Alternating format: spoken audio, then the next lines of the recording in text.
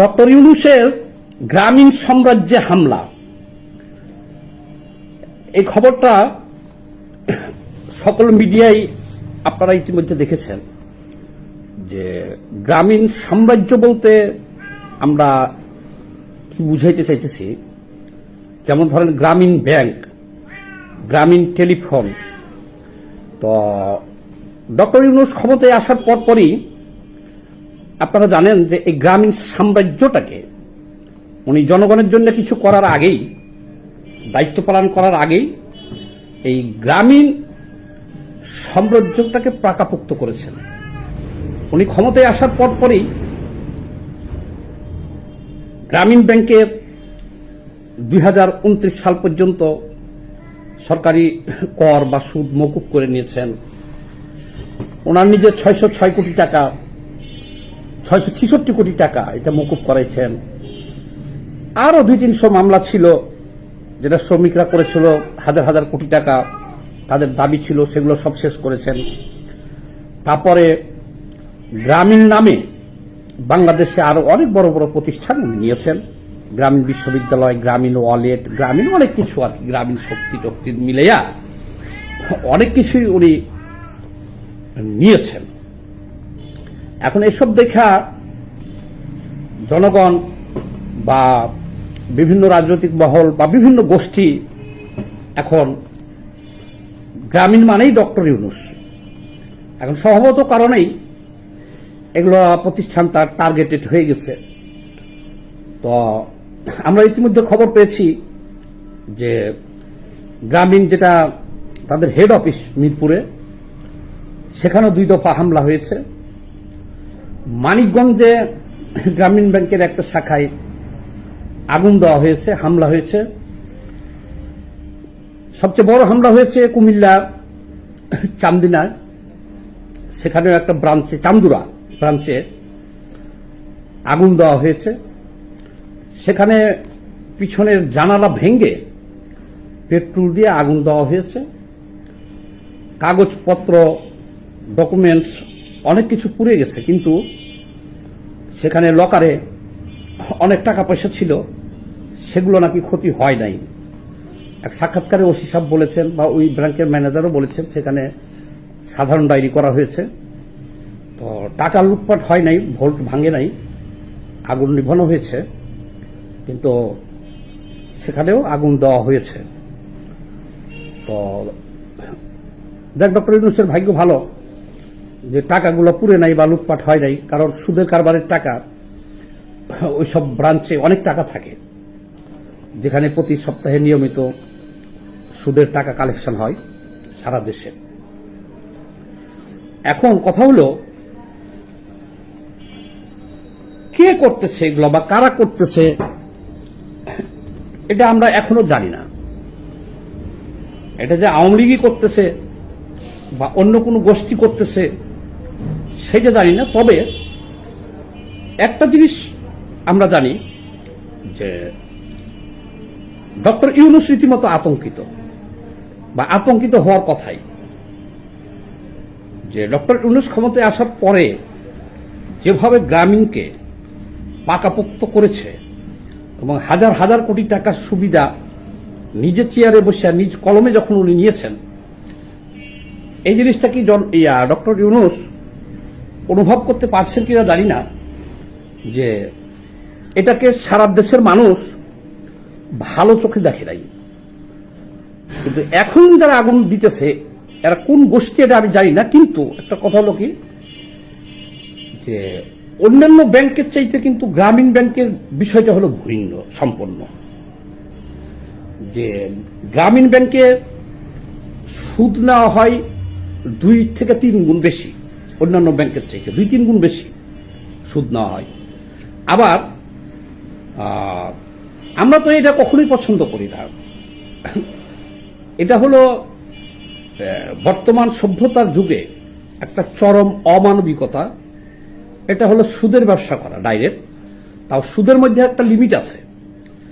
আপনি যদি সরকারের যে কোনো শিডিউল ব্যাংক থেকে একটা সুদ নেন, ধর 5,000 টাকা নিলেন আপনি, বা 50,000 টাকা নিলেন, এই টাকাটা খাটানোর পরে আপনি 6 মাস পর, 1 বছর পর বা 2 বছর পর টাকাটা দিতে পারবেন।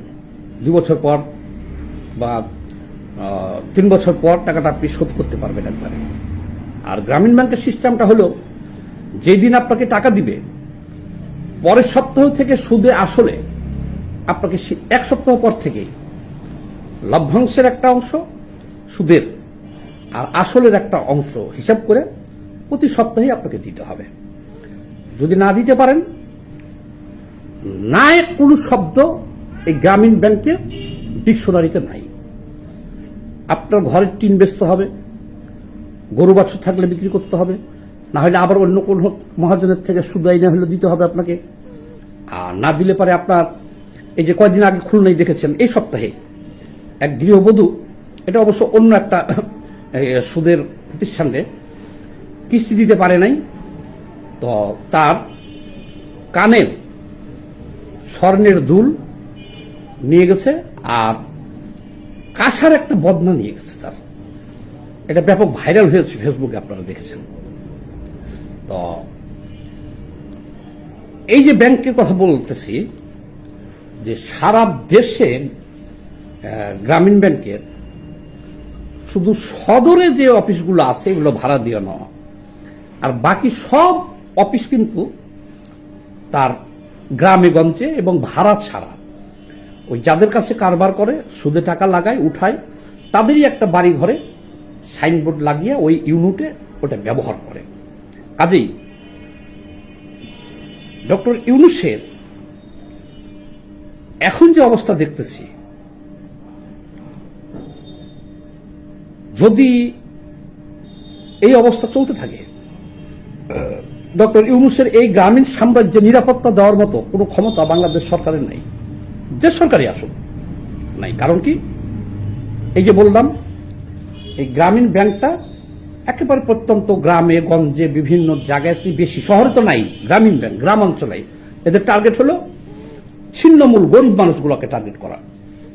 স্বভাবত কারণে এই ব্রাঞ্চগুলো সব গ্রামে গঞ্জে এবং ফ্রি। তো যদি এগুলো জনগণের একবার যদি টার্গেট হয়ে যায় বা কোনো গোষ্ঠীর টার্গেট হয়ে যায়, এটা নিরাপত্তা দেওয়ার সাধ্য এখন তো ডক্টর ইউনূস সরকার নিজে ক্ষমতায়, ওনারও নাই, বা নেক্সট যে সরকার আসবে সেই সরকারও এগুলো নিরাপত্তা দিতে পারবে না। অন্যান্য ব্যাংক যেগুলো বড় বিল্ডিং এ থাকে, নিরাপত্তা থাকে, উপজেলা বা জেলা শহর বা রাজধানীতে থাকে, আর ওনার ব্যাংকগুলো হলো সব গ্রামে গঞ্জে ভাড়া ছাড়া ফ্রি ব্যাংক। কাজেই এখন ডক্টর ইউনূস ক্ষমতায় বসে উনার এই গ্রামীণ সাম্রাজ্যটা যেভাবে উনি পাকাপোক্ত করছিল, ওনার স্বপ্নটা আমার মনে হয় এই 2-3 দিনে ধূলিসাৎ হয়ে গেছে।